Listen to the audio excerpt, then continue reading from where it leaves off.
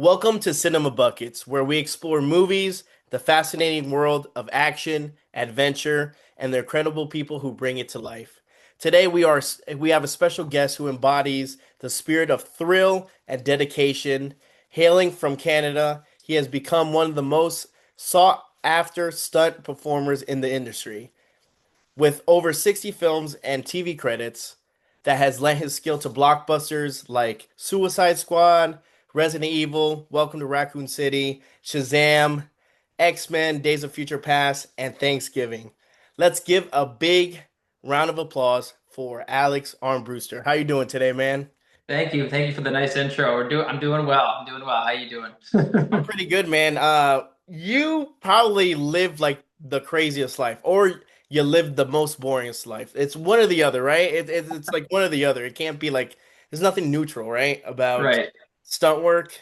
No, no. Every day you go into work, it's something different. So you got to Okay. be ready for whatever that is. Like some days you're going to be set on fire. Some days you're going to get thrown through a window. Some days it's boring. Some days you're just babysitting actors. So it really depends. That that is crazy just to think about that. And obviously I have a ton of questions about um stunt work in general, but let's start from the very beginning, right? What drew you initially to the world of stunts and action? Was there a defining moment or influence? Definitely some influence for sure. I was always really into extreme sports as a kid Okay. and like rollerblading in particular, inline skating. Okay. And so I would be at skate parks doing flips and grinds and that kind of thing. And I got to the level where I was at a skate park, a local park in Canada here one day, and there was an owner of a stunt team that travels around and does like BMX shows, and Okay. they needed a rollerblader for their show. And so they saw what I was doing at the park, like all the tricks and everything, and they Mhm. thought it'd be good enough for the show. So they asked, "Hey, you ever thought about doing stunt shows?" And I said, "Oh, I no, but I'd love to do that. That sounds like a sweet opportunity." And I was like in college at the time, at that age, Okay. and so I was like, I was living at home and like had the world at my fingertips to just kind Hmm. of do whatever I wanted. So I said, "Yeah," and then a week later, I was in Saudi Arabia doing shows. Holy shit. Saudi Yeah. Arabia? What were you doing? Yeah. What was your first show? So that was that was like a live show. It's a Okay. live show. It's like for like a festival they have there. Okay. Their Eat Festival. So we did 10 days of three shows a day there. And it's so hot there during the day. It's like 40 or well, I'm talking Celsius here. So we're talking like in the hundreds for sure. Like, Mhm. and it's very dry air during the day there too, and because it's desert air. Mhm. So I would get these like really bad nosebleeds there that I've never gotten in my life before. And I was gonna start one show the one day, and my nose just started gushing blood. I'm like, oh my god, I can't do this show. Like it's not stopping. Oh, So wow. luckily it stopped after that and didn't happen again. But yeah, anyway, we did all the shows at night because it was so hot. So it was kind Gotcha. of a weird schedule there. Hmm. And there was a bunch of different locations we went to. There was one inside of a shopping mall that Hmm. was just for families. They have all these different rules there. Okay, yeah. With like there's like men's malls, women's malls, family malls. They can't all kind of like intermingle. They have all these like religious rules that they go by that are enforced by their religious police. So it was like a being on another planet being over there. It was a very big culture shock. So anyway, that kind of I started traveling around the world to different spots like that. I went to India and then all over the States as well and all over Canada to do these shows at carnivals and festivals and things like that. So that kind of got me into like performing. Okay. And then later on, after doing that for a while, I connected with another group of kids that were at another skate park because everything happens at skate parks for me.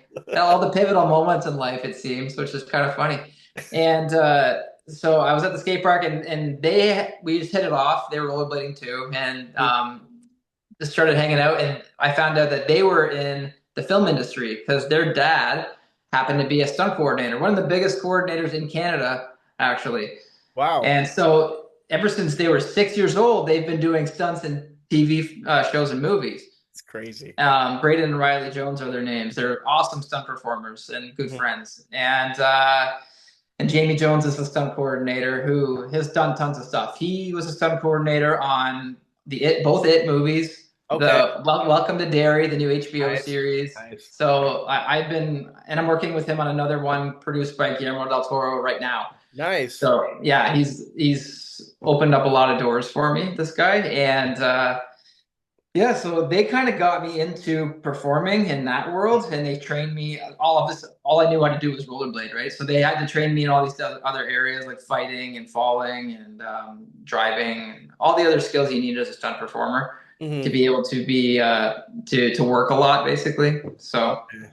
because just rollerblading wouldn't get me any work really. So Yeah, there's no, not a lot of I those. understand. Yeah, I get you on that one, and especially that's that's crazy how that all kind of snowballed into your career, and like you said, the skate parks is where it's at. So kudos on skate. Do you still skate?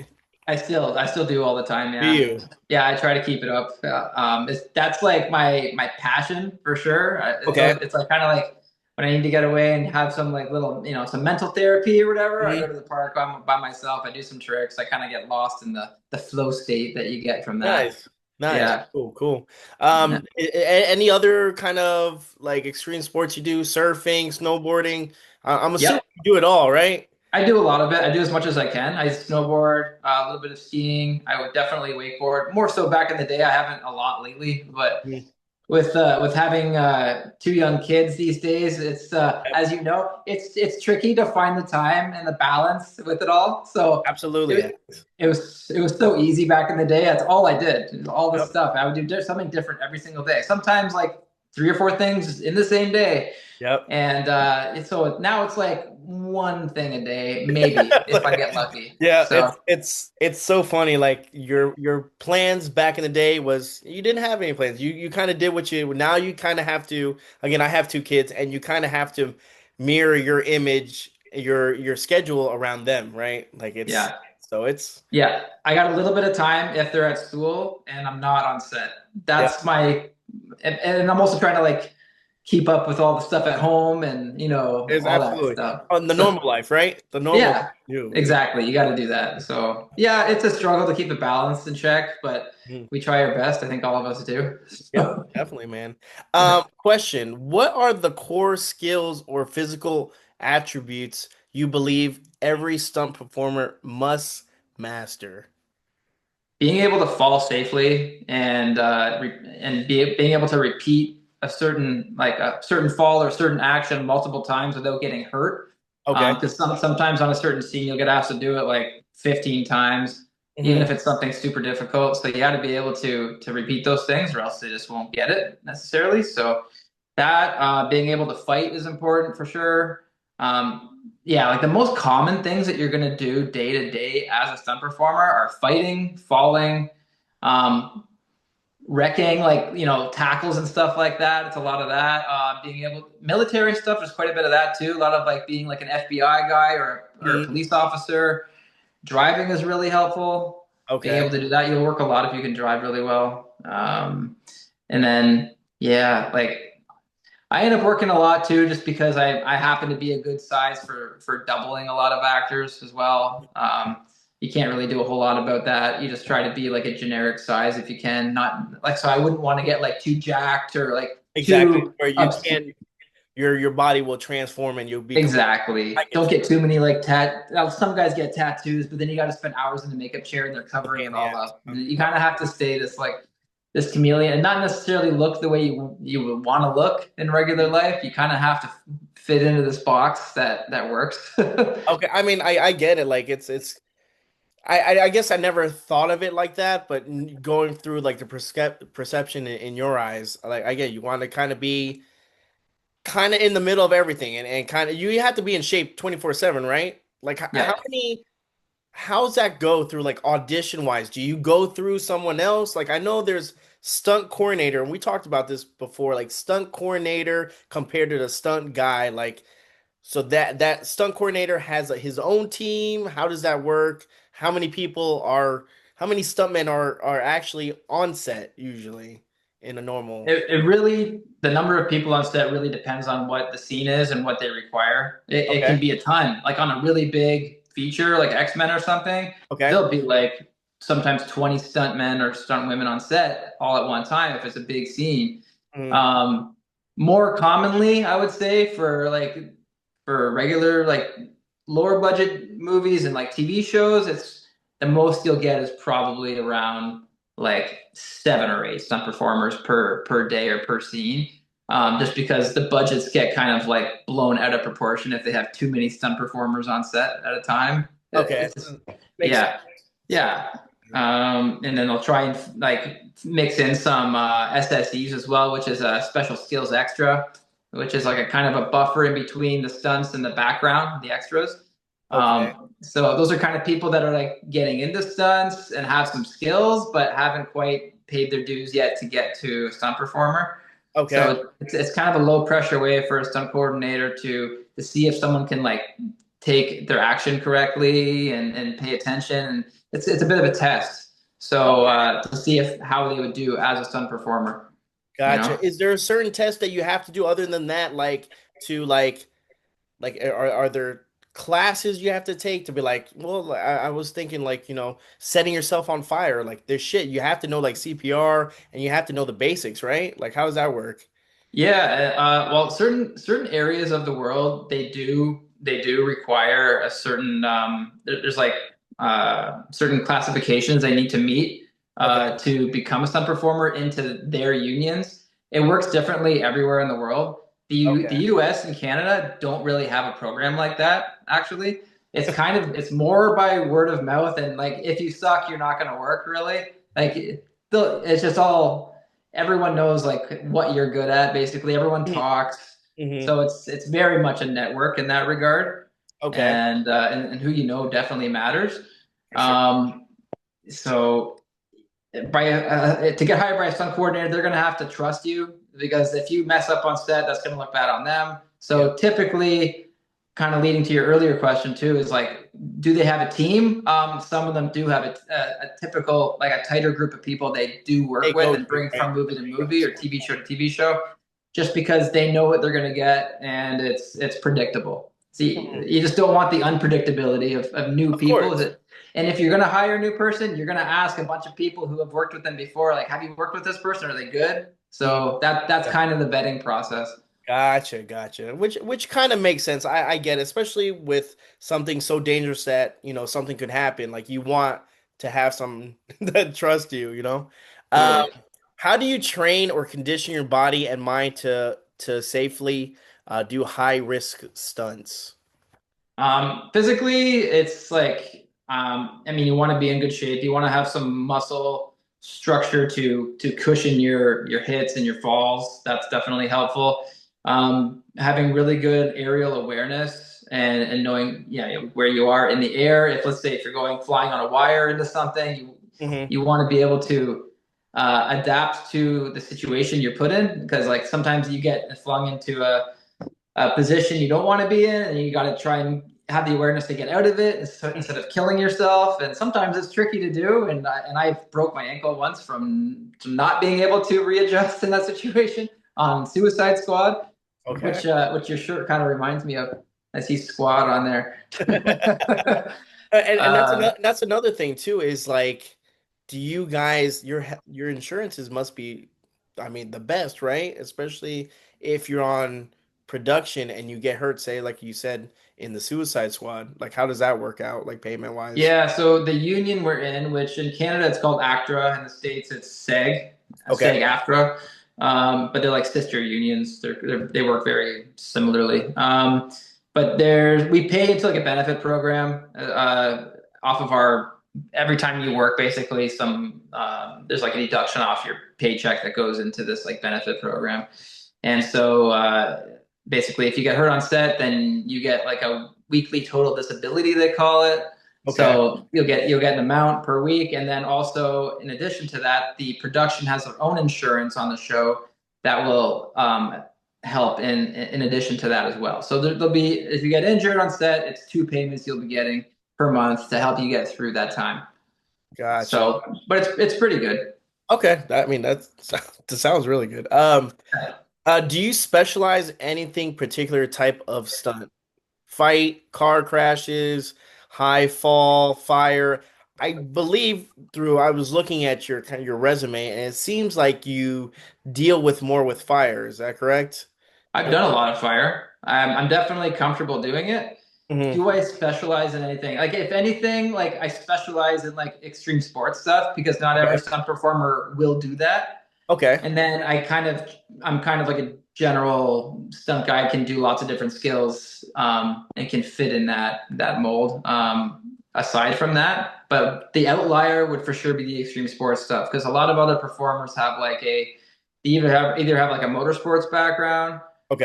like dirt biking or racing or something like that, or it's martial arts. In most cases, I would say it's martial arts of some kind, whether it's Okay. taekwondo, kickboxing, jujitsu or whatever. So yeah, that's definitely my specialty, I would say.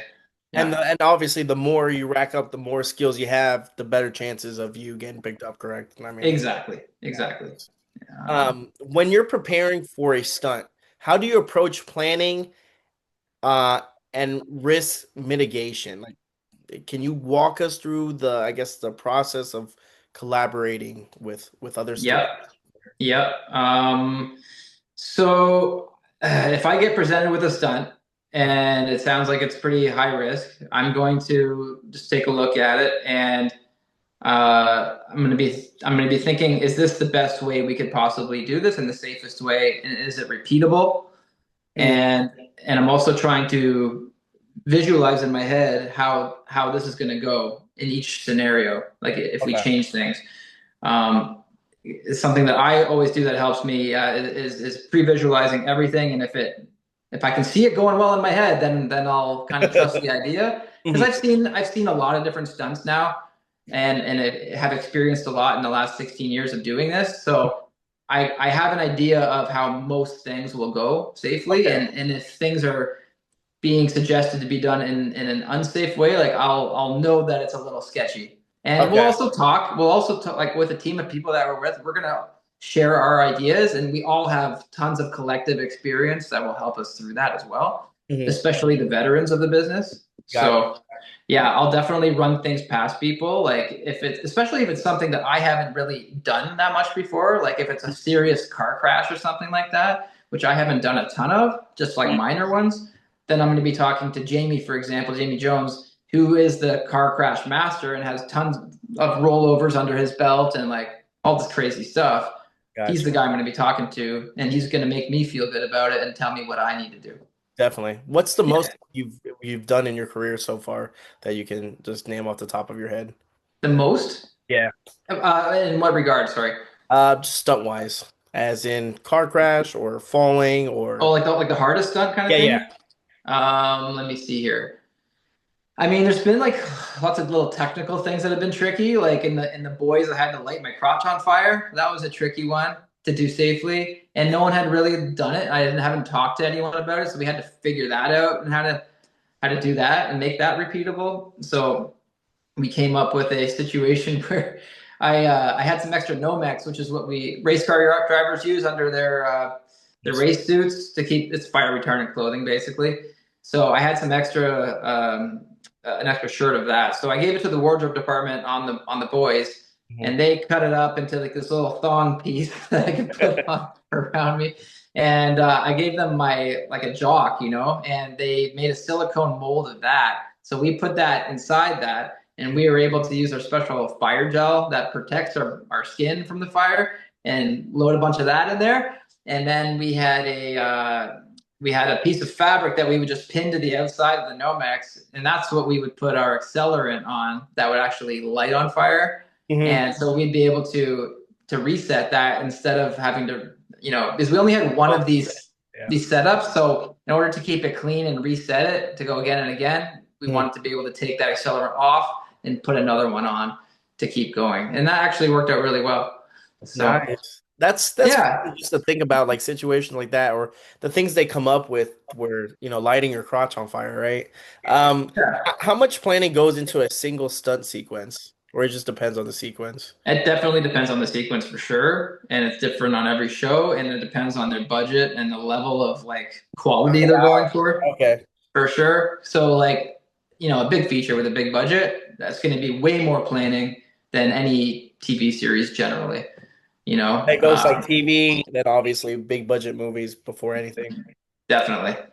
For certain sequences on like big features like Shazam and Suicide Squad, Mhm. months of prep time for a certain like a finale scene, for example, Mhm. like at least a month for sure, or sometimes two. So, and it depends what's involved in it. If there's a lot of wire work, they got to figure out in a rehearsal space like all of those different wire gags that are happening for all the different performers, have everyone in and rehearse it, and then figure out how they're going to tie those people in with actors potentially, and Mhm. how they're going to overlap their action with it, Oh wow. and how dialogue goes into it, and then they have to film a whole previs, which is like a basically pre-filming the scene, not on set, but like in a rehearsal studio, Mhm. just to get the logistics of how they want to film it and what shots they want and how Oh dynamic wow. they want to make it. So we shoot it twice in most scenarios these days. Okay. Yeah, Okay. Wow. That's crazy, man. That just sounds like a pain in the ass. it's a lot of prep. Yeah. Yes, and sometimes you're getting more wrecked in the previs and Mhm. before you're even on And you're set, actually on set. because that's the experimenting phase and seeing what I get what looks you're saying. good, Yeah. you know. Yeah. So It's I a test like being dummy. on set more for sure. Because if you go down to like payment structure too, like when you're on set, Mhm. that's when you're getting paid your residuals. So it's like Okay. you don't get that when you're rehearsing. So at least we don't in Canada. It's different in the States. In the States, Okay. actually, you get resids on every day that you do, Okay. even if it's a rehearsal day. But for us, it's better to be on set than to be rehearsing. So I like to be on set. So be on set in America, not Canada. Yeah. Well, yeah. That being said, I like working in Canada, and it's nice to Okay. come home every night. Yeah, makes sense. Makes sense. Yeah. Yeah. What's the longest or most complex stunt you've worked on? Let me see. Most complex. Man, there's a lot of options, and they're also different for they're difficult for different reasons.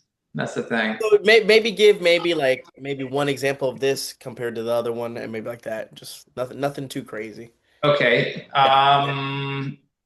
Okay. There was one I did on a show called Murdoch Mysteries, Okay. which is a Canadian show, but it has really good stunts on it. And I was doubling the lead character, Murdoch, and I had to tackle a guy who's played by a friend of mine, Andrew Butcher, and I had to tackle him through a barn wall, and it was made out of balsa wood. But I had to tackle him out, and he had to be backwards.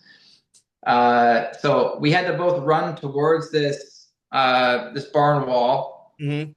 and we had the balsa wood part that we had to go through was in between these two narrow beams, and we couldn't go on the outside of that because it's real wood and we wouldn't break through it.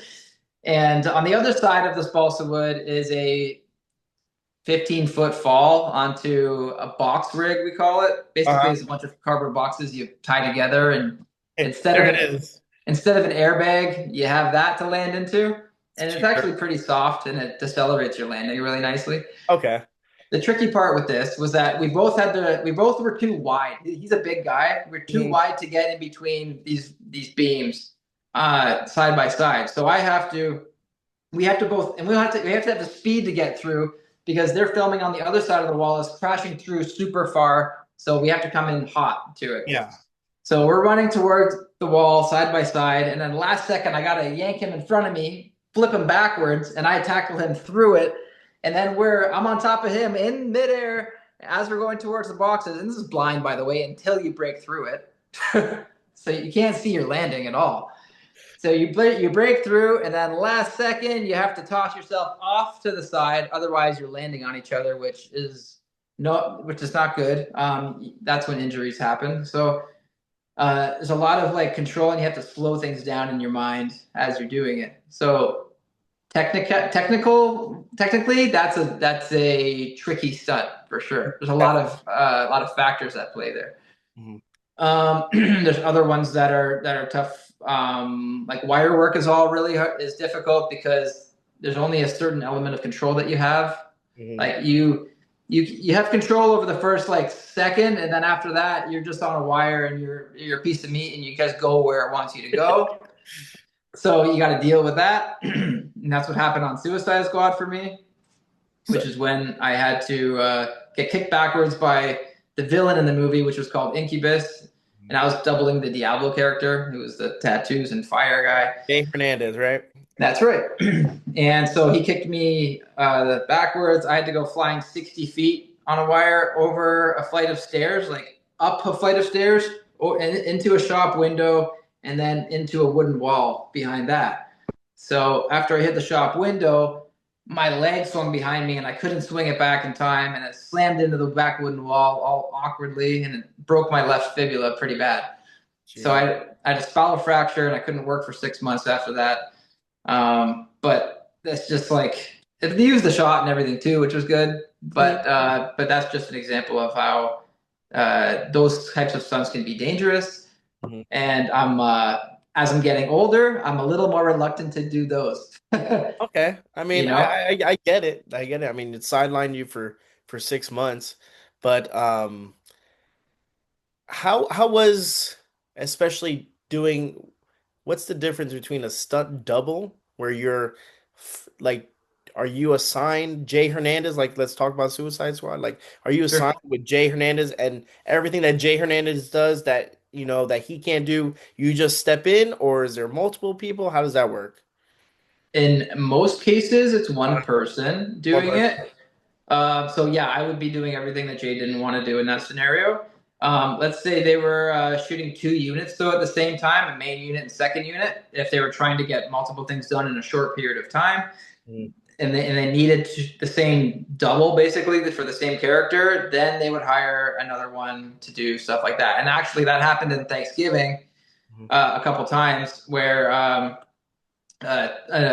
some performer named Thomas Lorber. He came in and did some second unit stuff as John Carver for a couple shots too, while I was shooting the oven scene with Karen.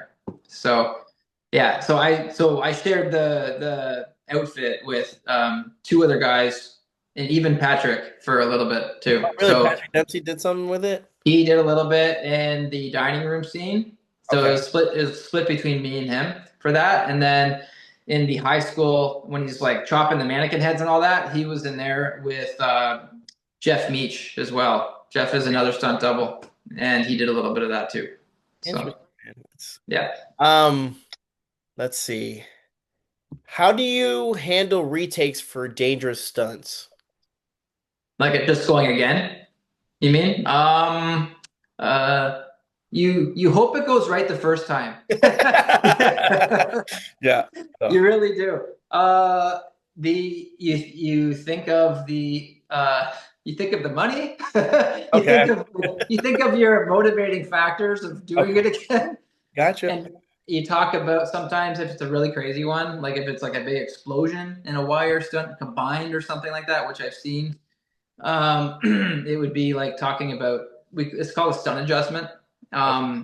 If you're where you get a little bit of a bump in pay for the danger level of it, basically. Okay, it's like a little a pay incentive for hey, Yes. this is crazy as shit. Yeah. Here's a little extra for you.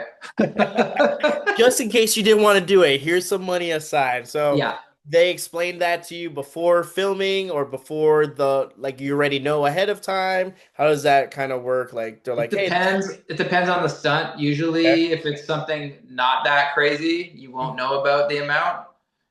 If it's something like pretty gnarly, usually it's talked about prior to that. Like if it's like a big fire burn or something like that, it's usually talked about before, just so you know what you're getting into. Gotcha, gotcha. What are some common safety misconceptions people have about stunts? Hmm, it's a good one. One thing would be is that a lot of people think stunt performers are all adrenaline junkies, which is not the case. I'm definitely not that. Okay. In fact, a lot of stunts make me quite nervous. Okay. And I've always been a pretty like careful person, Hmm. which is why I think I haven't had very many injuries, knock on wood. Yep. Um, I just broke my like the one ankle, for example, and lots of like bumps and bruises and stitches and stuff like that. But I've been pretty lucky, again, knock on wood. But uh, yeah, everything that we do generally is very well like pre-thought, and yeah, so we definitely don't jump into things like, jackass style and just Yeah. like, Go whatever. yeah, yeah, everything's very calculated. That's for Okay. sure. Okay. Yeah, yeah. How do you know when to say no to a stunt? And have you ever? Um, yes, I have said no to a couple stunts before. Uh, like if it's, yes, actually for Blackbone 2, Okay. there's some underwater scenes. Hmm. I got initially asked to double for Ethan Hmm. um, on that, doing some underwater stuff, and I had to say no to that because unfortunately, when I was younger, I ruptured my eardrum a couple times wakeboarding, Hmm. and I went off a big kicker and came down onto the surface of the water on the side of my head and Oh, smashed my ear flat with the surface of the water, and that ruptured my eardrum in a pretty gnarly way. And that has made my ability to equalize not great, unfortunately. So underwater stuff, I kind of pass on to other guys now, and that's just the way she goes for gotcha. now. Yeah, it makes sense. Yeah. By any chance, is there one stunt like we said, like kind of like the pay, kind of like the motivation? Is there a certain category that pays a little bit more? Like, is there underwater stunts that pay more than a fire stunt or a car crash, or they're kind of is there like a like kind of like a bar or no?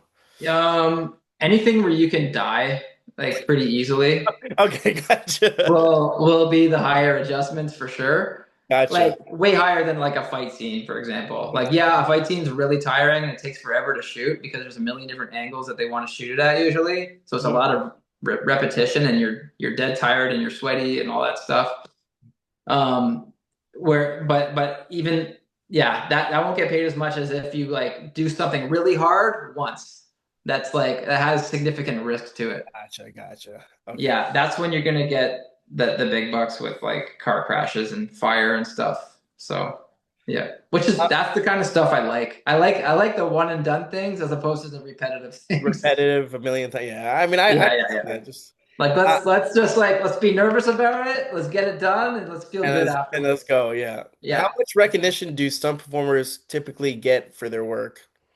Well, previously not a whole lot, but the times are changing right now, and we're getting acknowledged now for SAG Awards and Emmys, and now in 2027 we're finally getting a Best Stunt Design Oscar. So I'm really pumped about that because that's a long time coming, and a lot of industry, the stunt performers like that, the pioneers like in LA and all that, like they've really been pushing for this for a long time, and it's finally coming. So it's pretty exciting.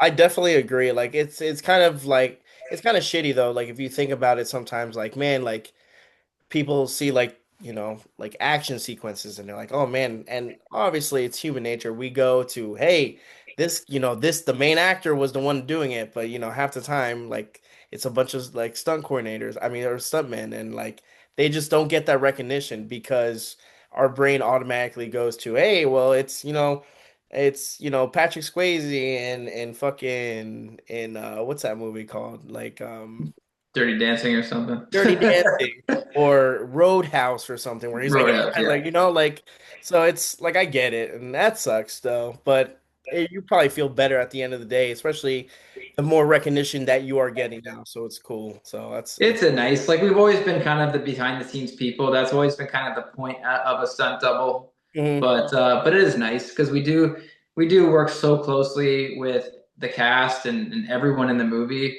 And I mean, if you see like any trailer, it's most of it's, especially if it has any action at all, they're gonna show all the action beats to get the intention of the audience, Yeah. right? And it's all stunts. So It's like like, well. Yeah. There you go. Selling the movie right there. Yeah. What's your So relation like with actors you doubled for? And if you can give me a couple of good examples. sure. Yeah. In most cases, it's really good. Yeah. Um, yeah. In most cases, we kind of like we talk a lot like during the shoot. And we're cool and stuff. Usually, we'll at the end of the movie we'll kind of part ways and go. Maybe I'll get to work with them again later, and we'll reconnect a little bit. In certain scenarios, for a couple guys, no one's super famous or anything, but like I've gotten to get really close with them, and like they've even like written movies where I've got to stunt coordinate for the first time with them because they knew me, and so that was really cool. Um, yeah, like I've doubled for like the only one that was kind of weird for me was James Franco. Really? Just a little bit, yeah. And I don't know if it's because and he was nice. He was nice, but just like and it wasn't like personal to me. I think it was kind of everyone, and I don't know if it's because he's like more of a method actor or something. Mm, Um, but just kind of like a little bit awkward to communicate with on set, where it wouldn't be easy like how we're talking. yeah. Yeah, like he would be like you would be like off like looking in the corner, like Uh-huh. not making eye contact. And, Oh my like, God. I'd be like, dude, come on, man. We're trying to get this right. yeah. So, there was a thing that happened once where like I was on set of 11/22/63, which was a TV miniseries, the Stephen King one. I don't know if you saw that. It was Yeah. good. It's very good. But like it was a fight scene where James was fighting Josh Duhamel, and Josh is like super pro actor, like really really like gung ho to do anything and Uh-huh. ready to go. And I think the director went up to James and he was like, "Hey James, we're ready for you." And he was kind of like reading a book in the corner on the set, and he just like kept looking at the book, and then like slowly got up at like a minute later. It's like okay. Like one of those. So Yeah, I could only imagine, especially like with a stunt double, do you kind of almost like you kind of mimic their style and how they stand, and there's more that goes to it than just filling in, right? yeah. I mean, you're trying to look like them. You're trying to continue the storytelling that they're trying to do, right? Just with a little more action, that's higher risk that they can't do.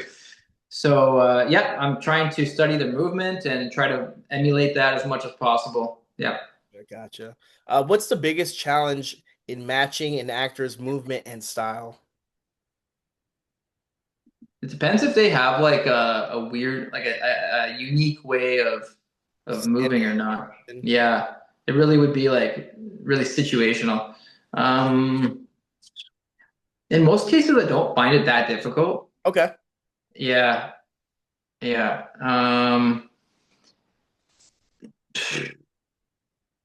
Yeah, the tricky one, like for like John Carver, for example, on Thanksgiving, like it was tricky because I got put in the costume. And the first time I was in it, I was doing the diner fight with Lizzie, the waitress in the movie. Yeah, got And her ass. that was the first time, though, that anyone was on film in the costume. So Kind of like, I had nothing to go by. So I didn't know exactly what to do. I tried to think in my head, how would his character move? okay. He's a police officer. Obviously, he probably has some tactical skills. Mhm. He probably would move efficiently, not waste a lot of movement, not be like frantic at all. It's like very like calculated. Yeah. So I was thinking about that. I was trying to think about some other horror, villains and how they would move and how they would be creepy and do things like subtle things for timing to like give a little Mhm. just like the little like tilt to the head or like or whatever, and it's all Classic timing, tilt to right? the head, right? That's Classic. You yeah. can't do a lot. Well, you can't do a lot with a mask on. Hmm. You can't show emotion, so you have to figure out these other ways to communicate. Okay. And luckily, whatever I decided to do, Eli happened to like, and they kept asking me to do more and more after that. So because I was originally hired to just double Patrick, and I thought that was going to be standard job, whatever. And Okay. then he jumps in for the for the parts, for the movement and all that stuff and the acting beats. But it kind of was like he let me do everything, which was cool because there was not a lot of dialogue for that character, obviously, right? So, and he knew that, and I think since him being a veteran of the business, he kind of knew he didn't have to, and there was a lot of nights and stuff like that too. So, Cool. I mean, yeah, that's awesome, and it helps you out, right? That you could actually be in it more, and it's kind of it cool. They was, kind of had to mimic your style, especially if you said you were the first one to kind of on screen yeah, on, right? So yeah, and I know, and maybe it didn't matter that much because like Eli also, he was kind of thinking like he wanted a couple different people in the outfit just because he kind of wanted to throw the audience off of who the killer could be too. So yeah, that was always a strategy of Eli's as well. So. gotcha. Um, what's your personal definition of success in the stunt industry? Hmm. Hmm. Um, I think definitely being well-rounded is important. Being able to get thrown into almost any situation and being able to come out unscathed and to make the scene look good. I think that's a big one. Successful. Obviously being busy, like working on a lot of different projects, having a Busy and big, not hurt, right? That's why I yeah, like my main two would probably be is like just healthy. yeah, healthy, busy. Everyone likes working with you. You have a good attitude, Yeah. you know? I think like if you were to ask like any other performer, like what I was like, I hope they would say good things. That would be a successful thing, I think, you know? What's one thing So, you wish the public understood about stunt performers? the public knew about stunt performers. What's one thing you wish the public understood about better Understood. about uh Okay. performers? Um, that uh, we really do put like the blood, sweat, and tears into each movie. And there's a lot more prep that goes onto screen than is shown. A Mhm. lot of work, and so much skill from everyone that goes into it from different backgrounds. Like it's a pretty impressive thing actually when a big team comes together with all these different skills and makes something happen. It's Mhm. really impressive, especially with like including like the stunt riggers who have all this engineering background and they understand how to set up truss and pulleys and wires and certain angles and how to make it all work from a mechanical perspective, Mhm. in addition to also having stunt knowledge, like performing and understanding that end of it. So like when you have all of these skills together, like it really it's amazing the end product that it can create. So I think yeah, just the amount of skill and work that goes into everything. I think that just something for people to keep in mind when they're watching these big things. Definitely, because I think Yeah. we could see the bigger part, but not see the mechanics behind all of it, you know? Yeah. Um, how has stunt work evolved since you started? Quite a bit actually. Yeah. Things they tend to be less practical than they used to be. Yeah. So for example, like let's say you were doing like a parkour chase and you're doing like a roof gap or something. Back in the day, it would have been you're actually jumping the roof, and maybe you'll have a box rig or an airbag in the gap below in case you fall. Now you're on a big crane with wires, and they just take the wires out in post because it's safer, obviously. Yeah. But it's much more of a setup. It Yeah. takes like a while to get it done, and it's more expensive. So, Is the wire work a pain in the ass? it can be. Yeah. It can get in the way sometimes, but it can also be safer and save you too. So it really depends on the application, and it has to be used in the right way. And Correct. it also depends who's rigging. If you have good riggers that know how to do the rigging properly and have good experience with performing, Hmm. and they know what inputs to give you and when you need them, like It's that's smooth. important too. Right. Yeah, What role do CGI and technology play in modern stunts now?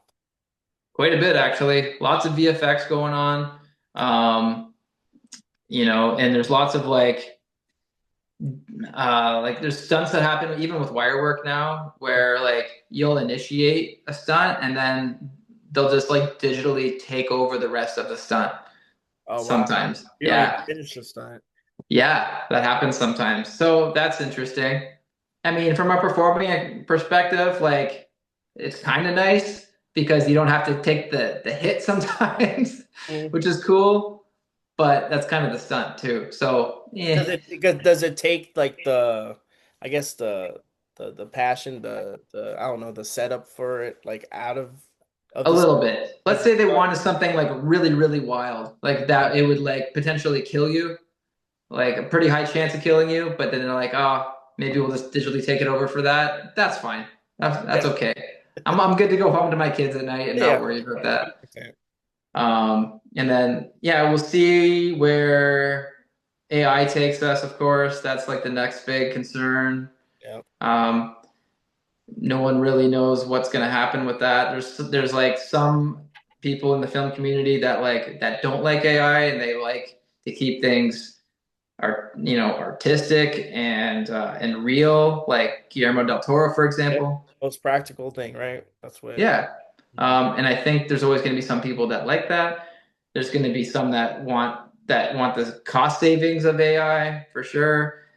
Um, the world I would love to see would be you have like an AI genre of film and TV on Netflix or whatever it is. You can go wild with that, but then let's still do some real stuff. Yeah, yeah. Um, I think depending on how you take it, right? Like CGI, depending if it's bad CGI or good CGI, it could take you out of the movie. Sometimes, like I'm like, man, that's kind of an eyesore, like that doesn't. You obviously know it's not real, but damn, now like that, it's an eyesore and throws you off. So, I Totally, it think, takes me out. yeah, Absolutely, yeah, yeah. 100%. Especially if I already have a hard time staying in movies now, just because I can't help but think how it was made as Okay, it's so yeah, going. you just dissect it when you watch movies. You're just like, Yeah. that's fun. If it's really well done, I won't do that, but it has to be like a really good movie. Mhm. Yeah. What advice, no, where do you see the future of the stunt industry going? Yeah, I mean, it really depends on the AI thing too, and how it all manifests. That's kind of like the topic of conversation when I go to work every day. It's like, well, and I've asked like ChatGPT about this even too, and like, what's the level of like concern I should have On my over my job. over my job? And they're like, 7 out of 10. I'm like, cool. Thank you, Chad GPT. Yeah, Love you. thanks. And they kind of said like, oh, if you're like a stunt coordinating or if you're stunt rigging and doing more like behind the scenes stuff or Uh, facilitating, your job will last longer. We'll see what happens though. I hope there's. I mean, you just got to look and see the end game and where everything ends up, and if anyone is any happier and more fulfilled in that scenario. I don't think they are, but time will tell. what advice would you give someone who wants to become a stunt performer? I would say man, and again, it's like so hard right now telling people to do that because of the whole AI thing. Of course, I don't know. Even my own son, for example, I could see being good at it, Mhm. and I'm like, I don't know if it'll even be there later. So And around when he gets old enough to yeah, try, yeah. But which is a shitty. let's assume that it'll be there and it'll work out. I would say get as good at as many skills as possible. Be able to like have a really good base in some skill, whether it's martial arts or extreme sports or motorsports or whatever, and then get like diversified into everything else. Put it all on film. Have a good like reel to show stunt coordinators when you're trying to get work. Write everything down. Have a resume with all your sizes and all that, and all of your even if it's like a live show or any other skills you have, just jot down your experience and the experience level you have, Mhm. um, and just keep trying, and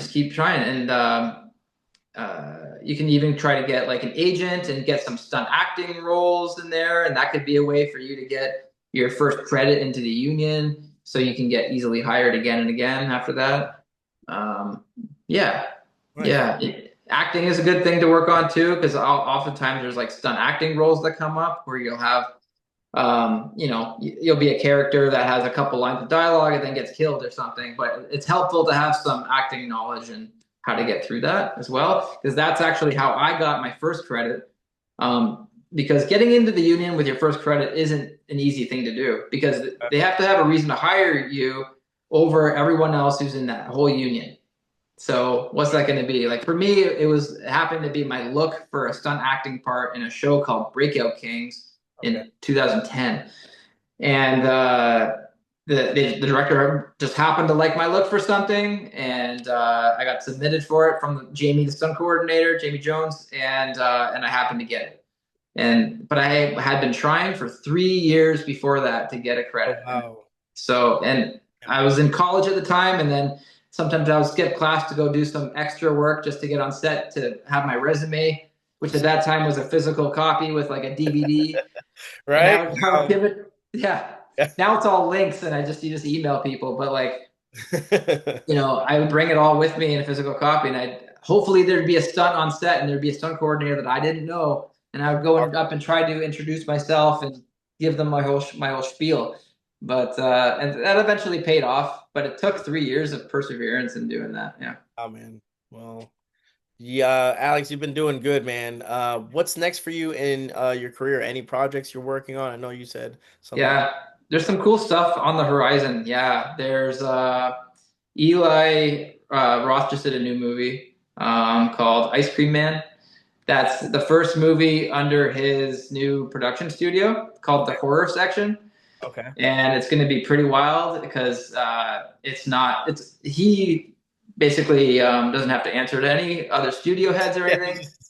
So I think what it's you his want. first kind of unrated movie in a long, long time. So it's going to be pretty crazy, and I'm involved in that. I'll put it that way. Cool, cool. So definitely keep an eye out for that one. Definitely. Um, and then hopefully the sequel to Thanksgiving will be coming soon too. Yeah, man. And We got yeah, here we go, baby. There it is. nice, nice. Oh. That's awesome. I Yeah, love that action figure. It's super yeah. cool. I just got the other one. Have you seen the new one that they came out No, with? I I'm didn't gonna even know show. they made. I got it right beside me. Hold on a second. I'm gonna get it. Go ahead, brother. All right. So this one is the no leftovers version. This one. Oh, actually, I have seen that one. Yeah, Yeah, this it's one. Look pretty at that. cool. That is Yeah. cool.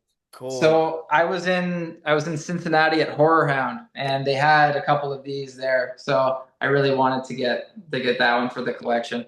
That's awesome, man. And Yeah. what was your favorite thing about filming Thanksgiving, man? If you Oh man, just being involved from beginning to end like that was just something that I had never really done because I'd pop in and out of other movies like when they needed me and stuff, but I was in a lot of scenes in this and got to work with so many cool people like Tim Dillon and Addison Rae and like all these big people, Pat Dempsey too. And just being able to talk to Eli so often and like just communicate and just communicate and just like kind of carry these like long days on my own. That was a new experience. So that was really cool. And then getting to work with him again recently was so sweet too. I don't know, it makes me very excited for the next one. So absolutely, man. I'm pumped about it. It's something where I remember going and watching the movie with my wife, and she's like, that first like 5 minutes, she's like, "What the fuck are we watching?" I'm like, "You just gotta enjoy it. Like, turn off your brain and just enjoy what it is." And yeah, I love everything about it. It's just like I said, it's just your typical slasher, but I like when it's themed uh horror movies. We don't get too many. We have a lot of Christmas ones, but I'm glad they're putting more towards, Thanksgiving. Thanksgiving, like I said, this one I don't think there's any other. I mean, there's Thanksgiving and stuff like that. yeah, Like, yeah. I but haven't I nothing. haven't seen it, but I hear it's pretty goofy. Yeah, it's goofy, but favorite thing on set or favorite kill that you were involved in or anything like that. Yeah, I really liked the Tim Dillon beheading and then feeding the cat afterwards. That was a really fun one.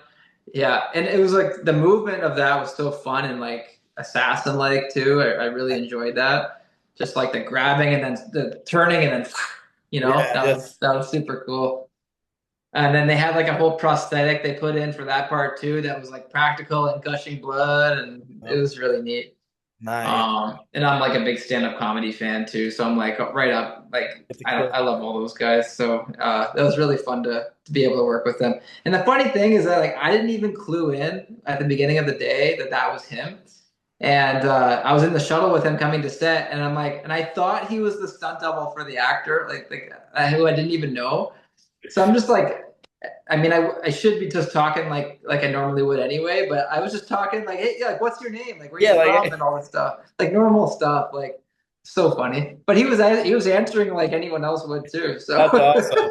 That's yeah, so yeah, funny. Was that your favorite scene or your favorite kill in the movie? that was I think the first one because I love the choice with the feeding the cat afterwards and petting it and stuff because I have a cat too at home and it Okay. was just like a funny. It makes you like the character a little more, so Yeah, it's it's just like, like a oh, he has fun a moment. yeah, he has some charm to him. Yeah, exactly. He didn't kill the cat, he fed it. Yeah, it was awesome. Yeah. Other than that, like I would have to say the oven kill with Karen. That was like the whole chase scene leading up to that was just so suspenseful Mhm. and just so fun to do. So, and that wasn't originally going to be in the movie. That Mhm. was put in later too, right? Oh, So, really? yeah, yeah. Because I think they screen tested the original movie and they just did that. They had the aftermath of like her on the table but they Mhm. didn't you didn't see how she got there. So they added that later on once they Oh, screen okay. tested and like they found out audiences kind of wanted more Mhm. from that, and so we came back and shot 4 extra days for that whole scene. So So that scene took 4 days to shoot? uh, I would say that was around three, and then we actually also added the corn cobs and the ears, the corn cob things also. Okay, so So those were added into the film after to add more gore or more kills or they needed I think more, we did right? that. Yeah, yeah. Nice, nice, nice. Yeah, because the kill, the table saw kill was already shot, but Mhm. again, we kind of added how she got there, Yeah. basically. Yeah, The lead up, the that's what lead up. everyone wants to see, the lead up. But Yeah, I can't wait. Hopefully, man, hopefully they do Thanksgiving too, to see you back in it. But I'll definitely check out that. How was working with Eli, man? it Eli was awesome. Yeah, we got along really well. seems like yeah. He's an intense guy who gets into his zone when he's filming, Okay. and because he writes all these scripts too, right? So he has everything so ingrained in his mind, and he's so focused, and he's just like on a path to on a mission to get it done, you know. Hmm. But that intensity is actually really awesome because it makes it the day very efficient and it makes you move along really With quickly him, right? because he knows how he's going to cut the movie already. Mhm. So you don't have to shoot things a million times. Like when he knows he got it, he got it. So we can move on, and that is awesome for everyone. So especially if something's like difficult to do, like you don't want to keep doing Like it all keep day. going over and over, it can kind of lose its luster. Yeah, yeah, Um, and we've gotten to know each other quite well now from all of the conventions and stuff too, traveling with them, and that's led to a professional relationship. Now we're like we're chatting now from time to time and working on new things, and that's like a connection that I never anticipated having. So that's pretty cool. that's a nice name to have in your back pocket, man. That's for sure. Yeah, yeah, Especially with any more of his films that he does. yeah, Well, Alex, I had a great time chatting with you and diving into the stunt world. I appreciate your insight and everything that you do for movies and keeping us viewers entertained, man. Just want to say thank you and stay safe, and hopefully I run into you again in another con, and maybe I'll yeah, get that. I'll buy that one and get that one signed by you. yeah. Let's do it, man. Let's do it. Thanksgiving too. You'll hopefully be in it, man. See you, Absolutely. Carver. And you're down in Texas, right? Yep, Dallas, Texas. Dallas. Okay, yeah. Yeah, I'd love to be able to go to right there. the Frightmare. That's one I haven't been to yet. It's a shit show. Yeah. It's so packed. Like the reason we met, I went to the Houston Con. I mean, the Houston Horror Con. That's the one where I met you.